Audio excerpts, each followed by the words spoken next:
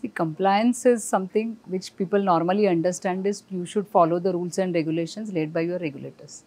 I feel we have to go beyond that. It's much more to do with people, processes, the way you actually operate. It's more of a culture, conduct. Today's session, which we had with the retired CGM, he has given a lot of insights on what is compliance really. So I feel it goes much beyond what is written in, say, RBI regulations or SEBI regulation.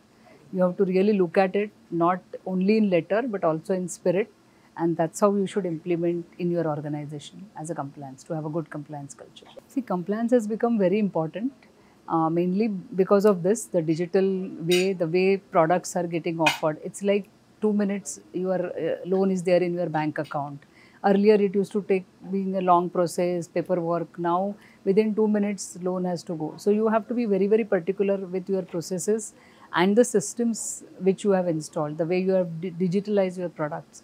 That becomes very important. How you are doing KYC very fast within the regulatory framework. See, today what's happening, what we are observing is still most of the companies, especially in the BFSI sector, apart from large banks, are still managing all this manually. So many of them, especially NBFCs, have Excel-based tracking of the compliance requirements. I think automation is the need of time now.